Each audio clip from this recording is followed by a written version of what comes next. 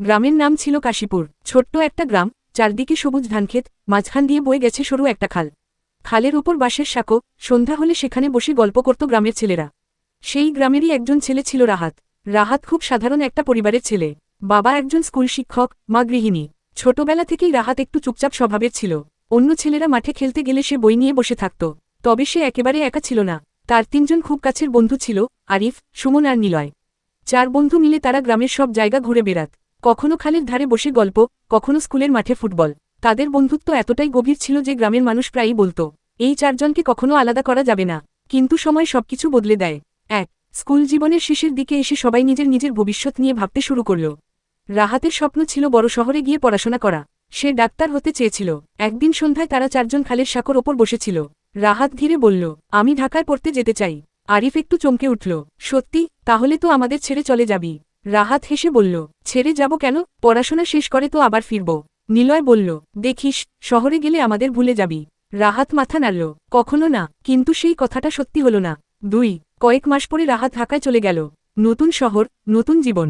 প্রথম দিকে খুব কষ্ট হতো তার। গ্রামের শান্ত পরিবেশের সাথে শহরের কোলাহল একেবারেই আলাদা। হোস্টেলের ছোট্ট একটা ঘরে থাকত সে। রাতে পড়তে বসলে মাঝে মাঝে খালের সাঁকোর কথা মনে পড়ত বন্ধুদের কথা। তখন সে ফোন করত আরিফদের। একদিন ফোনে আরিফ বলল, তোকে ছাড়া সবকিছু ফাঁকা লাগে। রাহাত বলল, আমি পড়াশোনা শেষ করেই ফিরে আসব। কিন্তু শহরের জীবন ধীরে ধীরে তাকে বদলে দিতে লাগল। ঢাকায় পড়াশোনার চাপ খুব বেশি ছিল। প্রতিদিন ক্লাস, কোচিং, পরীক্ষা, সব মিলিয়ে সে খুব ব্যস্ত হয়ে পড়ল। বন্ধুদের সাথে কথা বলা কমে গেল। প্রথমে সপ্তাহে একবার ফোন করত, পরে মাসে একবার। একদিন আরিফ ফোন করেছিল। রাহাত তখন লাইব্রেরি পড়ছিল। হ্যালো রাহাত, কেমন আছিস? ভালো, একটু ব্যস্ত আছি। আমরা সবাই তোর কথা বলছিলাম। মনে আছে খালের সাঁকোটা? রাহাত একটু চুপ করে থাকল। হ্যাঁ, মনে আছে। কবে আসবি? রাহাত বলল, সময় পেলে আসব। কিন্তু সেই সময় আর কখনো হলো না। 4 বছর 5 কেটে গেল। রাহাত এখন একজন ডাক্তার, ঢাকার বড় একটা হাসপাতালে কাজ করে। তার জীবন এখন সম্পূর্ণ অন্যরকম। একদিন হঠাৎ করে সে খবর পেল, আরিফ মারা গেছে। খবরটা শুনে তার বুকের ভেতর যেন কিছু একটা ভেঙে পড়ল। সে অনেকদিন পরে গ্রামে ফিরে গেল। কাশীপুর গ্রামটা অনেক বদলে গেছে। খালের সাঁকোর জায়গায় এখন পাকা ব্রিজ হয়েছে। রাহাত ধীরে ধীরে হাঁটতে হাঁটতে সেই জায়গায় গেল। নিলয় আর সুমন সেখানে দাঁড়িয়েছিল। নিলয় তাকে দেখে বলল, শেষ পর্যন্ত এলি?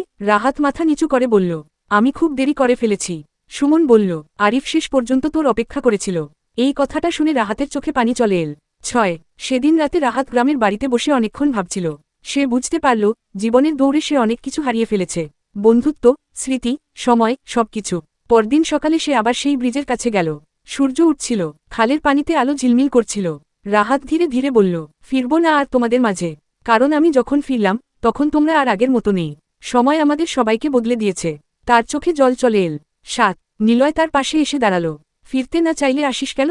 রাহাত উত্তর দিল না। সে শুধু খালের দিকে তাকিয়ে থাকল। তার মনে হচ্ছিল, যেন সেই পুরনো দিনের হাসির শব্দ এখনও বাতাসে ভেসে বেড়াচ্ছে। চারজন বন্ধু আবার সাঁকোর ওপর বসে আছে। হাসছে, গল্প করছে, ভবিষ্যতের স্বপ্ন দেখছে। কিন্তু সেটা শুধু স্মৃতি। রাহাত সেদিন বিকেলে আবার ঢাকায় ফিরে গেল। ট্রেনের জানালার পাশে বসে সে শেষবারের মতো গ্রামের দিকে তাকাল। মনে মনে বলল, জীবনে অনেক জায়গায় ফেরা যায়, কিন্তু কিছু সময় আছে যেখানে আর কখনো ফেরা যায় না। তার চোখ বেয়ে নীরবে পানি গড়িয়ে পড়ল। আর সে জানত,